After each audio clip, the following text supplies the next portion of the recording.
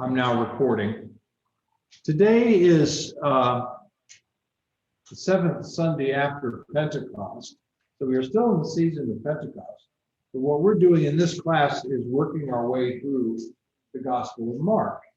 And we are going to finish up chapter 6 today. We are going to do two miracles, feeding the 5,000 and walking on water. Now, it reminded me, I sent you all who are on my email list a question that Tim proposed, and it reminded me of that question, who's buried in Grant's tomb? No, it's Grant. Well, one of Tim's questions was, how many people were fed at the feeding of the 5,000?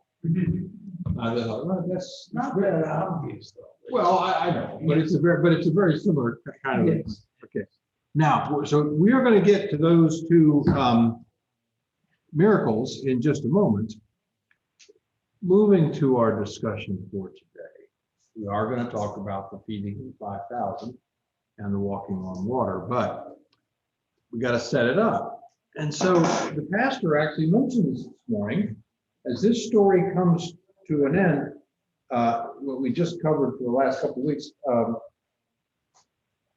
Jesus sends his disciples out to heal and to drive out demons and to preach, and they come back excited about what that has done, what they were able to do. So they said the apostles gathered around Jesus and reported to him all that they had done and taught. They were excited. They had a good experience. Then, because so many people were coming and going that they did not even have a chance to eat, he said to them, "Come with me by yourselves to a quiet place to get some rest." Now, what this looks like is they've got to do a little bit of work. He's called them away to rest, but the way he's going to do that is they're going to get in the boat. And they cross the Sea of Galilee, and then they're going to rest on the other side. Presumably, they will have outdistanced the crowds, and they'll be by themselves off on another shore. I've always pictured this as the top of the Sea of Galilee, because you'll notice what happens in this story is they do exactly that. They get in the boat and they cross over. But the people, recognizing that Jesus has left, figure out where he's going. They can just look out in the water and see the boat going across. They run around the top of the lake. They actually get there first. It's faster to run, I guess they ran, around the top of the lake than to cross the lake. So they didn't have to go very far anymore. They're just cutting off the top of the, but he does make them work. He makes them get in the boat and get across the water. Anyway, that's where the story picks up. So they went by themselves in a boat to a solitary place, but many who saw them leaving recognized them and ran on foot from all the towns and got there ahead of them. So as I said, I've always pictured this as the people are just, the crowd is just moving around. And so Jesus arrives, and guess what? Verse 34, when Jesus lands, they see a large crowd. Now, think of yourself as one of the disciples. You promised us rest, Jesus. We just had to work the boat across the lake. And now we're not even in a place where we can just kick back and put our feet up and, take it easy. Jesus doesn't worry about what he promised his disciples. What does he say? Or what does it say about him? Look in verse 34. He had compassion on them. No, he doesn't mean his disciples. He means all the people who went crowding around to get to him, he has compassion on them because, and there is a line that's good, they were like sheep without a shepherd. So he began what? I already said we were going to talk about miracles. We're going to talk about feeding the 5,000. But Jesus' first instinct is these people are without a shepherd. They need teaching. His first impulse is to spend some time with them talking, teaching, preaching. Right. So he began teaching them many things. So that's how the day goes. Jesus is talking, the people are listening. Now we're getting to the 5,000. So now it's late in the day. You want to remember, think about those poor disciples. They were promised rest, and they rode across the Sea of Galilee, and now they spent the whole day. I don't know what their role was during the day of Jesus' teaching, but I suspect it wasn't just kicking your feet up and resting. So now it's very late. So what do the disciples do? This paragraph says the disciples came to him and said, you know what? We've gotten ourselves into a very remote place. There's nothing to eat here. These people have been with you all day. It's time to eat. Send them away. Send the people away so they can go to the villages and buy something to eat. So that's the setup. Jesus has attracted a crowd, a large crowd of people. They spent all day with him, and there's no food. Immediately, there's no food. And so the disciples are suggesting, you know, it's time to bring this to a close. It's been a good day. Time to go home. That's where people will get their food, to go to the village. Make sense? There was no rain that day. Well, actually, Scripture doesn't say whether it rained or not. You're saying that would have made the day even harder if it had rained. Okay, that's fine. They were all out of the Now, these poor disciples, I think they're going to be at their wits' end here. But Jesus says, "No, you don't need to send them away. You give them something to eat." Now, we're going to learn at the end of this that it's 5,000 men. But they must have thought, he's got to be kidding. 5,000 people? Well, and they're going to do the math right there. They do the math. It specifies men, so it doesn't imply that there are families. Yeah, Tim did ask the question about who's buried in Grant's tomb. So let's say there's even 10,000, Yeah. 10 to 15,000. The normal way to think about What it is the usual attendance at Long Park on the 4th of July? It's about 10, isn't it? So just picture Long's Park. Fill all those people. Yeah. It takes like a dozen food trucks to feed them. Yeah, Well, and that- what I was thinking is he wouldn't have had a microphone. He would preach. Now I bet the disciples were out and said, "What did he say?" He said, "You got to do this." Oh, okay. You know what I'm saying? Yeah. They're amplifying. I don't know. Yeah, they're like repeaters. Yeah. Well, first of all, let me cover what Tim did ask the question, how many people are at the feeding of 5,000? And the normal way to do that math is to ramp it up some, because you assume that it does say just men. So if you're only going to count the men, then what proportion of them were there with their families? And so you have a spouse in some cases, you have children in some cases. So we don't know what the number is, but it's normal to multiply it by 2 or 3.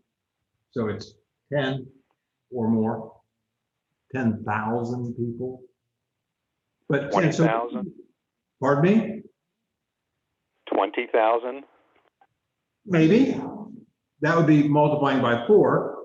So if you assume a spouse and 2 kids average, then yeah, you could say 20,000 people.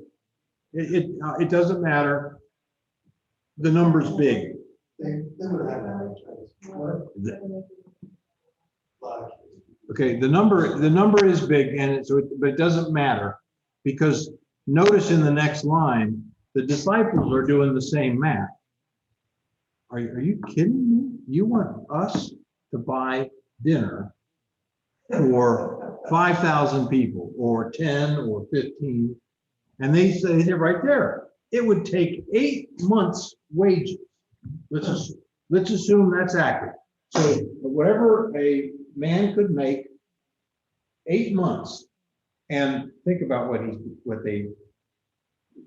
their contract. Even if I had 8 months' wages in my pocket, if I feed them, they're going to be hungry again in 4 hours.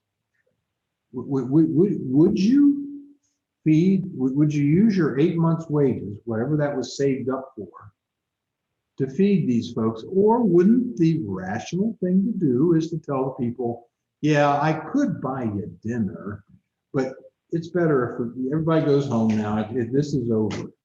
I can imagine that kind of a rational thought. This is it. Well, it reminds me of a cartoon I saw of a shop back then, had a big sign in the window that said, buy 1 loaf, get 5,000 free. See, that would have sold. That's hilarious. Okay. So they are still thinking, they're not thinking miraculous. They're thinking, if he's serious, this is an 8-month wage, and we don't know how rich the disciples were, but I've never heard anybody describe the disciples as wealthy enough to be able to do this. They didn't have. Remember, Judas is accused of stealing from the money bag, right? I've never assumed that the money bag had 8 months' wages in it. Yeah. It may have had they had some resources that had been shared with them, but it wasn't 8 months' wages. So that's just off the scale. So I'm thinking that they are still thinking in a materialistic, how are we going to solve this problem? Send them home, or now Jesus has proposed, you feed them, but we don't have that kind of money. So Jesus is now beginning to set up the miracle. He says, okay, what do you have? He didn't say, go buy the food. He said, you give them something to eat. So he's pushing that question further. Okay, well, what do you have? What are the resources that God has already given you? A couple fish, 5 loaves. Comes back. I've seen this pictured in movies. I don't know. I think it's in another gospel where the source of the fish is a little boy in the crowd. The disciples don't even have this, don't have the 2 fish. So they ask around, who's got food? A couple kids, a couple fish. And then Jesus just takes over. He's going to use what God has already provided to feed everybody. There's this little bit of organization, sitting the people down. I think Mark is, or remember we said that Peter is the real resource for this. He is remembering that Jesus had them sit down in the grass. And since he organized them around groups of people, it was easy to come up with the number. If it was a large crowd, you would just say it's a large crowd. But because he had grouped them into seating arrangements, he was able to get an approximation that was realistic. He takes what God has already provided, 2 fish and 5 loaves, and as was his custom, he blessed it and broke it and gave thanks to God, and then offered it to people. How many times do you have to break the fish? 5,000 times. You keep on I don't know. breaking the fish. This is, Break the fish. again, it does not say how this happened. But Tim and I use different videos up in the fellowship, so we've seen this enacted on, I don't know which one it was. But one of the directors would cut back to the basket, and each time the basket was just about to empty. The disciples were handing out bread, and the basket is almost empty. And then you cut back to the same basket, and it's full again. And you distribute. So I think the people who really saw the miracle were the disciples who were distributing from the basket, because the basket never goes empty. The people in the crowd, they got the benefit. They got the bread and the fish. Did God cook the fish too? Yeah. You gotta cook them. Doug just asked. That's what bothers me. What do you do with a dead fish? Yes. That was a theological question I raised one time also. One of the movies, one again. Well, one of the directors didn't think about that issue, and so they cut to the basket full of fish, and the fish were alive. Yeah. Like not only fresh fish, but the darn thing is flopping. And I thought, I'm not sure. I do think God can do nicely broiled fish. That's what. If So he that's can do fish at all, he can broil them. Yes. Okay. We had to clean them too. Yeah, clean. Whatever. So there's the miracle. He has 5,000, maybe 10, maybe 15,000 people sitting around in the crowd. The disciples are moving around the crowds with these baskets, and the baskets never get empty. The people get fed. And they don't just get, like we do in communion, a small wafer and a small bit of wine. They get fed. It says satisfied. It must have been the most delicious meal ever.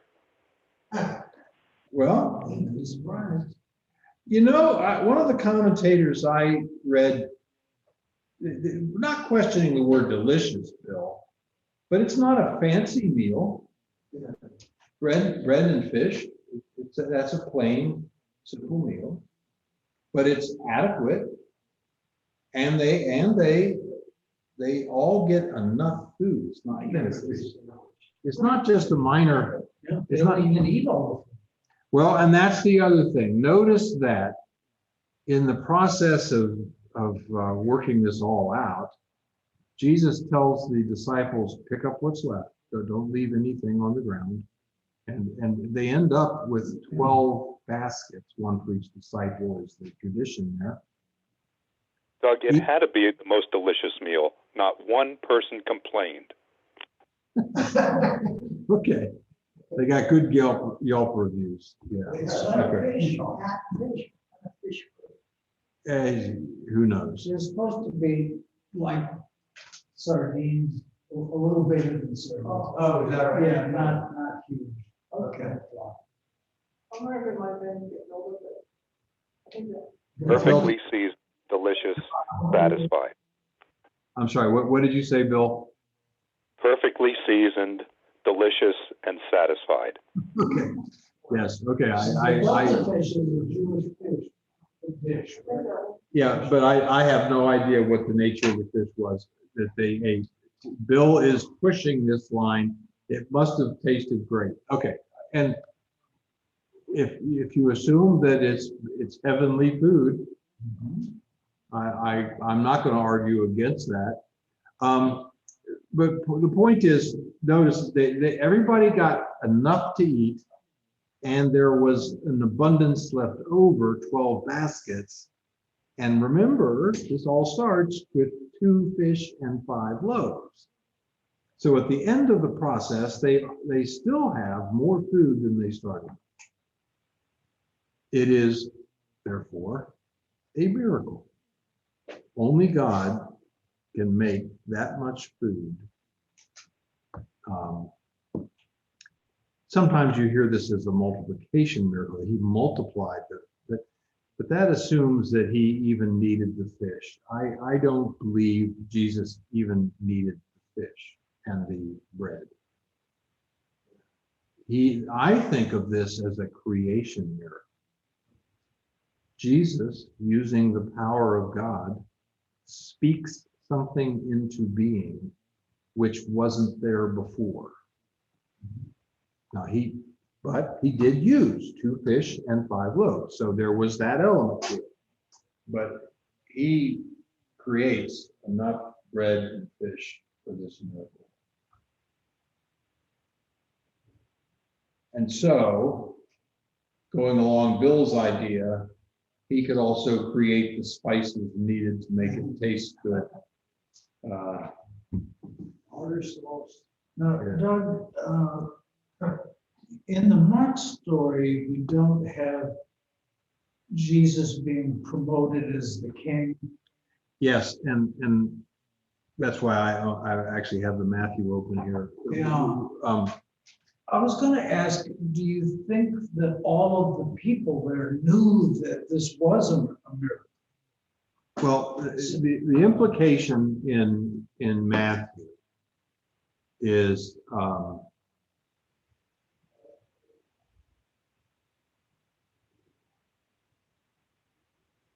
actually, no, that's still not in Matthew.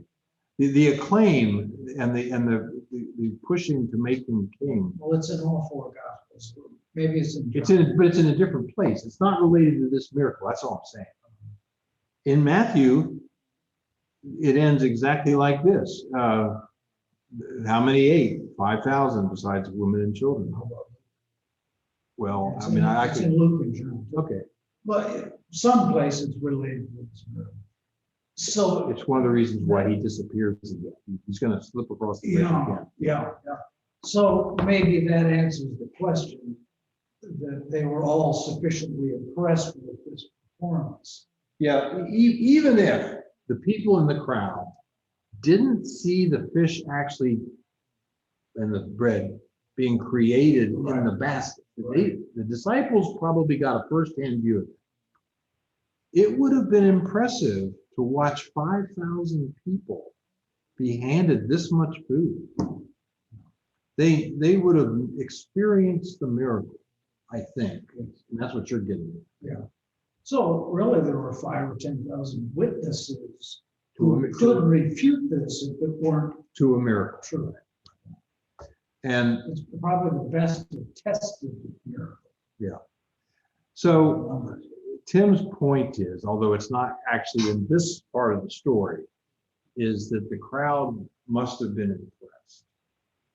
And there are occasions where the crowd seeks to raise Jesus up and to proclaim him king. And Jesus doesn't want that yet. He doesn't want this. He doesn't want the Messiah king kind of thing to distract. And so, well, I mean, you can understand their desires. There's free food forever, healing. yeah, healing and free food forever. Our problems are solved. It's a good platform to run on. Yeah. You always told those demons not to say he's a Yes. son of God. So now the scripture doesn't record this, but notice that in verse 44, the miracle has now finished.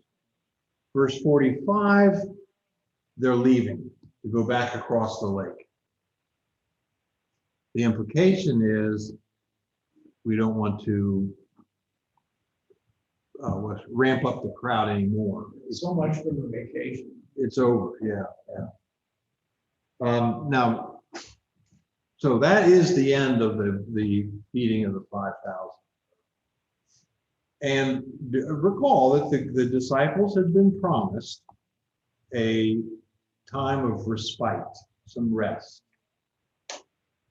They had already rowed across the lake once, spent all day doing whatever disciples do while Jesus is teaching, then distributed a banquet for 5,000 people, collected the leftovers, and now they find themselves, they have not been to sleep yet. Okay? Now they find themselves back in the boat, heading across to Bethsaida. And wouldn't you know it, it's not an easy row across. There's a storm.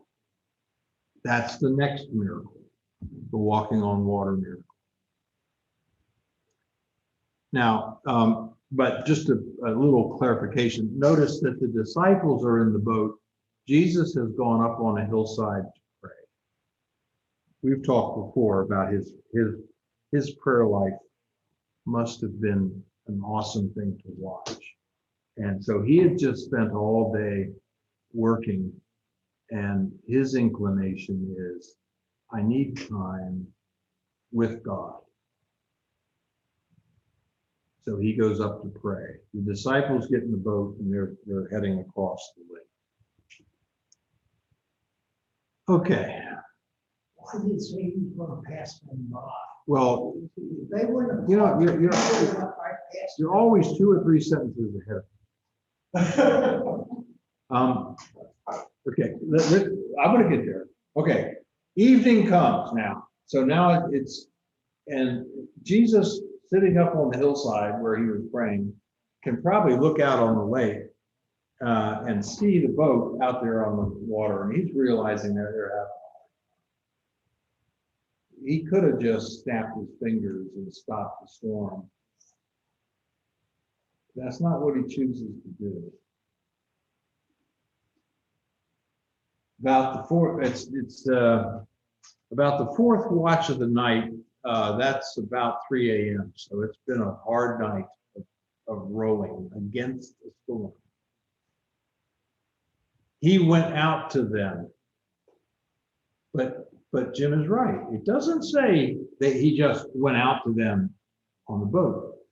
Apparently, the way this looked, he was just going to walk right by the boat. Yeah, amazing. And what, beat them to the other side? Was Or that just out for a stroll. out for a stroll? He's so. But one of my commentators said, the way this is working out, he thinks that the reason it appeared to the disciples as if he was going to pass them by was Jesus wanted them to call on him. Yeah, that's what I'm confused. He wanted them to ask for help. So he was off the side a little bit, but he really wasn't going to abandon them in the storm. But that's, to the people in the boat, it may have looked like that. Anyway, they saw him. They thought they had seen a ghost.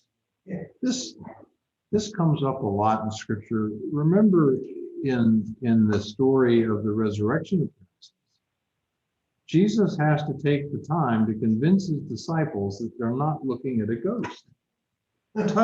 Touch my hands, and I'll eat some fish. You know, I don't know what their inclination about ghosts is, but they apparently had this thought. Well, you don't see a lot of people walking across the water. Yeah, Tim asked one of his fun questions. Couldn't Jesus swim? Was the question Tim asked. Why Chose is to walk. I'm sure he could swim. he could swim? You're sure? Okay. Does He the Bible was ever a tell good us? floater. Does the Bible ever tell us he can swim? Well, no. but, So you're speculating on this. We're not speculating, extrapolate. I'm just kidding. So why is he walking on the water? That's a very good question. As I said, Jesus could have ended the storm from over on the shore where he was praying. He could have said, he could have seen that the guys were having a hard time and just stopped the storm. Then presumably they would have easily finished their rowing across. They wouldn't have known that it was him who stopped the storm. How about that? There's a reason. I have a question about that, about Jesus. He's in heaven at the right hand of the throne of God. If he wanted to come to earth, it would take 1 second, he'd be on earth in the flesh, and 1 second, he'd go back to heaven. You mean now? Now. Now. He's in the flesh now. Well, yes, but be careful. We teach, remember Jesus' resurrection body is different than his pre-crucifixion body. When Jesus, before he was crucified, he could only be in one place at a time. He was physically limited. But after he rose, he's in a resurrection body. There is something different about that body. He can, for example, disappear. Remember the story with the people from Emmaus? He breaks bread with them, and the scripture says he just disappeared. But another thing about what's going on right now, we say wherever there are 2 or 3 gathered in his name, I'm in the midst of them. So He's here right now. that's my point. My point. And also trusting that our good Episcopalian friends are not engaging in heresy. I'm just kidding. But St. James is a block north. They are worshiping. Jesus is with them. So he's in 2 places at once. In fact, he's in 1,000,000 places at once this morning. Well, God the Father dwells everywhere. God the Father dwells. Yes, but you ask about Jesus. I'm just saying that the post resurrection body, his resurrection body is so different, we can't describe it. We believe he is everywhere at once, but he's still physical. He can say, touch my hand, touch my hand. He's a body. I don't believe that he's bodily. Fair enough. There is a time when he will come back for his saints in his body, Yes. in the clouds. The distinction he's making, we can say he's here, but we don't mean physically here. Okay? He is spiritually here, but be careful. There is one place where we say he is present in the elements.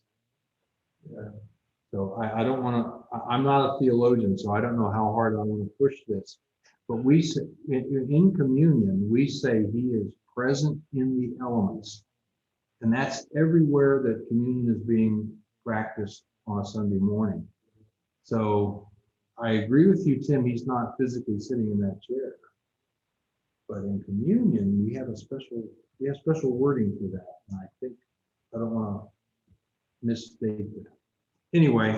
He's got scars. Well, that's right. And he could point to his scars and say, touch me, feel the wounds. Now, that was pre-ascension, right? Does it still have his scars? It might very well, I just. Yeah. So now he's distinguishing the resurrection body from a potentially different ascension body. Yeah. And I don't know the answer to that. We'll all be healed. Yes. Yeah. Okay. Let me. Yeah. Now, in this story, Jesus calls out to them, "Take courage, it's I, don't be afraid." And the disciples stop crying out. And Jesus gets in the boat, the storm stops, and immediately, whoops, where's that? Oh. Who is this God? Who causes the storm to stop? That's the big question. Who is this? Who is this God? Yeah, that's what they say. Who is this? Okay, we're late already, so let me just make some points. Yes, in verse 52, he has calmed the storm. He has walked across on water to get in the boat. Mark says, look at 52, their hearts were hardened. They had not understood about the loaves and fishes back on the, and now he's done another miracle, stopped the storm, walked across the water. Their hearts were hardened. That's how Mark ends this story.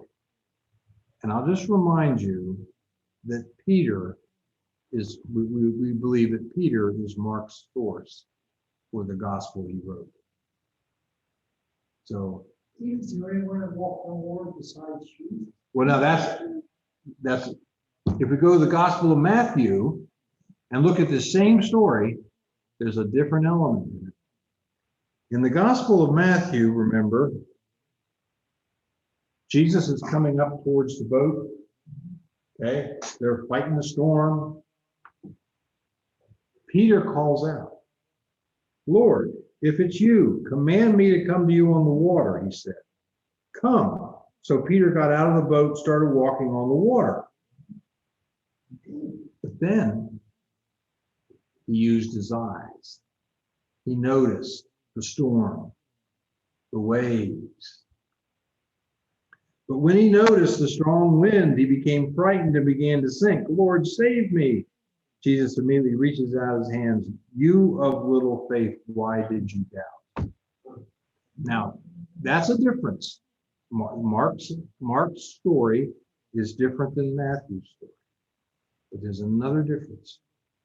In Matthew, when Jesus and Peter get into the boat, storm stops.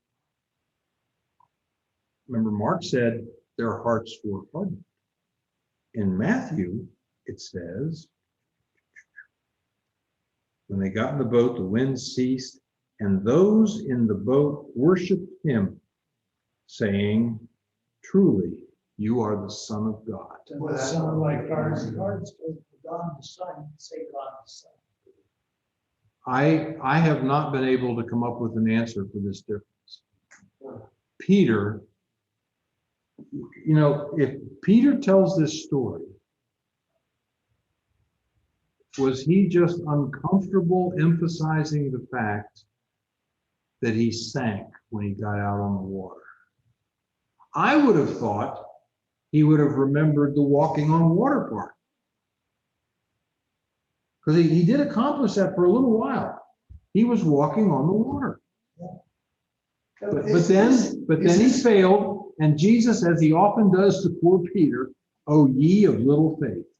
And this is after we read earlier where they were in a boat and he was sleeping and all that. Yeah, that's right. That happened. So they've seen that, this miracle on the water. The truth is, folks, I don't have an answer to this discrepancy. Peter is an eyewitness, and Peter tells Mark the story. Matthew, remember, is Levi. So he is a disciple. He was in the boat that night. And we get these two ways of describing this. I don't have a good answer. Was Mark's Peter's son? No. It does say, there's one, say to Mark, my son. Paul often refers in a family way to people who have helped him in his ministries. But Mark, no, Mark is related to, is it Bartholomew? Barnabas. Mark is related to Barnabas, who went with Paul on missionary journeys. But you must not have been here when we first started the book of Mark. There were some problems, and because Mark abandoned Paul wouldn't have anything to do with poor Mark. But Peter was willing to reestablish him. Later in Peter's life, Peter uses Mark, we think, as the writer of the Gospel of Mark. Peter tells in the stories and Mark writes them down. It's kind of That's what I thought. And they're in chronological order in Mark. well, it's a very similar. That's why the Gospels of Matthew and Luke are very similar in content. Mark is just shorter. Okay, we're going to go to the Lord's Prayer. It's 20 minutes to 1. I know. See, I'm no, it's to noon, not 1. Okay, let's close with the Lord's Prayer. Our Father, who art in heaven, hallowed be thy name. Thy kingdom come, thy will be done on earth as it is in heaven. Give us this day our daily bread, and forgive us our trespasses, as we forgive those who trespass against us.